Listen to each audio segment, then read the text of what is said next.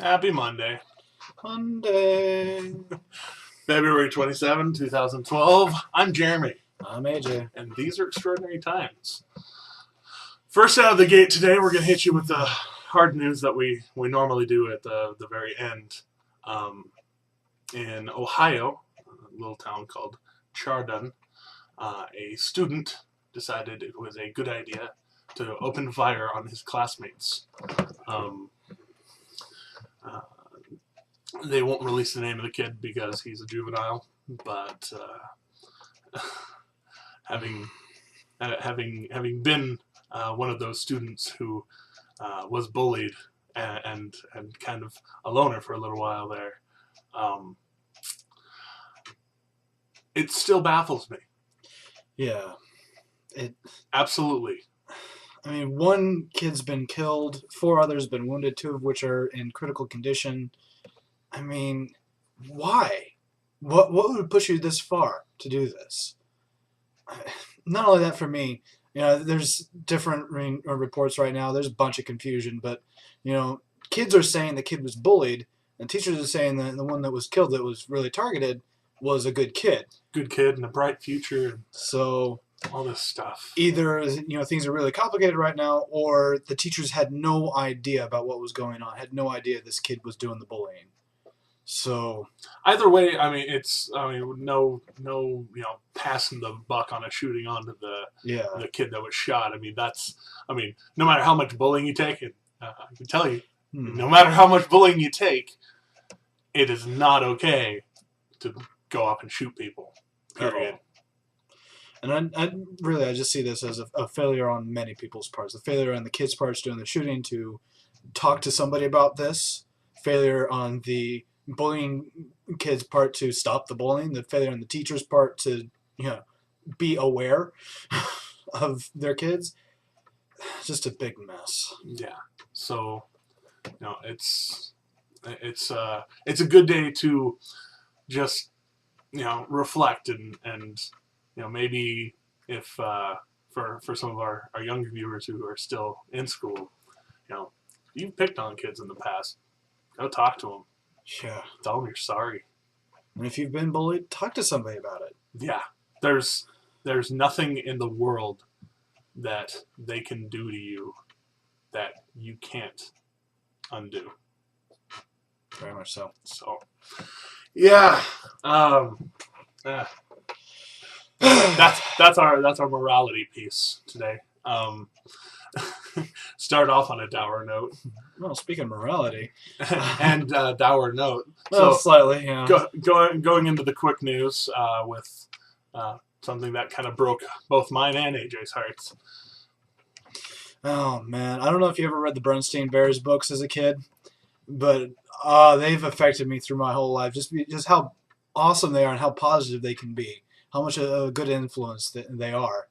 Unfortunately, the world has lost a bit of that simply because Jan Berenstain, one of the co-authors, has passed away.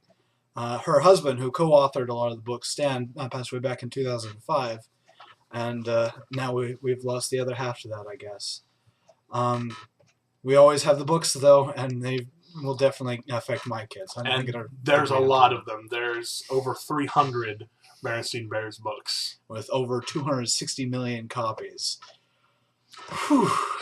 That's a lot of books. Just saying. All right. Recently found in I think it's the Czech Republic where Prague is, but just north of Prague, there were people tooling around in a convent there, and they found a painting and another painting and another painting, and they're like, "Hey, we didn't know these still existed. Where did you get these?" And the answer traces its way back to Hitler stashing his art collection in Czechoslovakia or Bohemia or wherever they called it back in the 40s. And through a extraordinary series of events, they've made their way to this convent, and the convent isn't planning on selling them. They're just like, "Hey, we have these." There's let's see, historians say the historical value of the collection would probably put it at 1.7 million pounds, English pounds, at auction. Well, Roughly the historical value is like is like huge. Yeah. It's just the fact that if you sold it to a private collector, like 2 million pounds. If you don't know what that is in American, it's like almost $4 million. That's a lot of money just to actually just be sitting on. Good times And though. they want to keep it. Yeah, Okay. they want to keep it, and good on them because it's like heirloom kind of craziness. So Sure. yeah, keeping it around until they have money trouble and it's gone. Most likely, sadly. Step forward has been made in possibly a fertility issues research. Scientists from the Massachusetts General Hospital say they've created human egg cells from stem cells.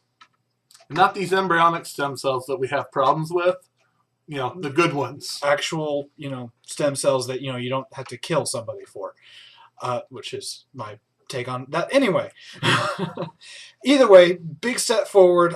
They're not saying, they're trying to be conservative with their results at this point, but hey, this means, stem cell research could go forward without having to use human fetuses. They're really, really good.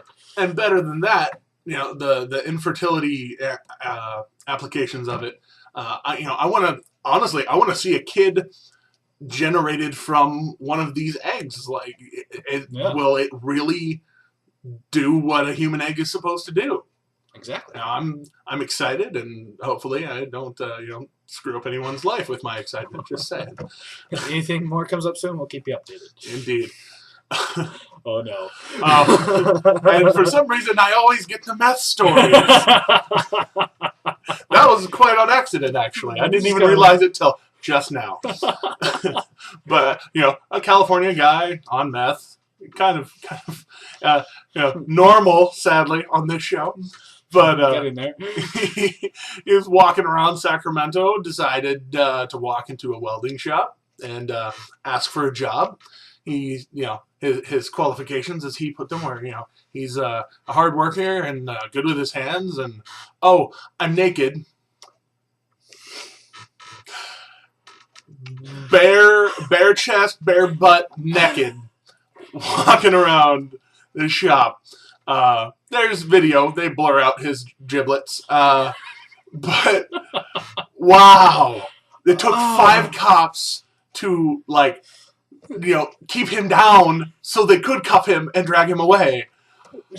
The owner's response, I think it's the owner's, whoever it is, the guy who tried to get the interview from, just turned around and was like, whoa,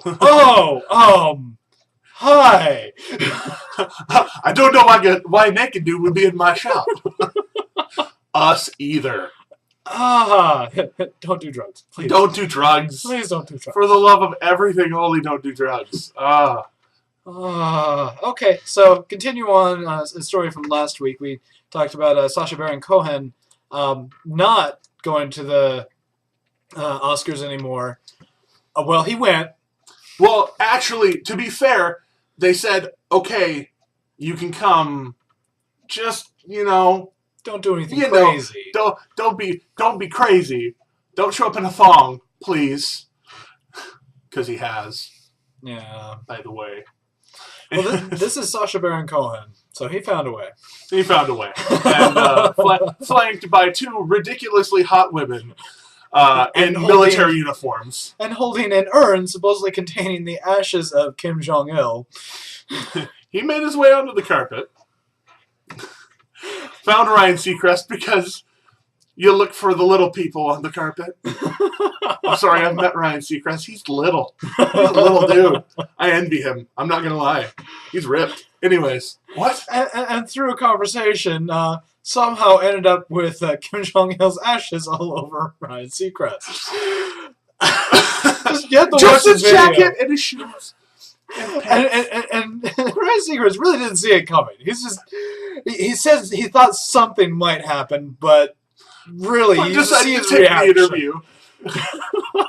And Ryan was having fun with it. They were talking about his socks and all this crazy stuff, and all of a sudden, those are ashes on me. Yeah, basically pointed at him, and the security guys who were flanking his hot models grabbed him and politely pulled him away from Ryan Seacrest. And I think the greatest thing, if you watch the video that we're linking you to, you should.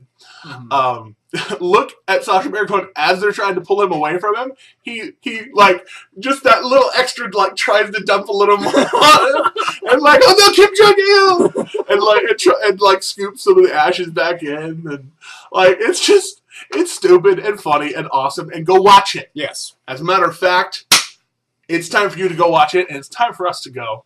And all we want to let you know is that we love you. And thank you for watching. And send us your stories. And send us your stories. AllThingsExtraordinary@gmail.com. And he's like, AJ. subscribe. He's Jeremy. And you should hit the subscribe button right up there. And these are extraordinary times. Be aware.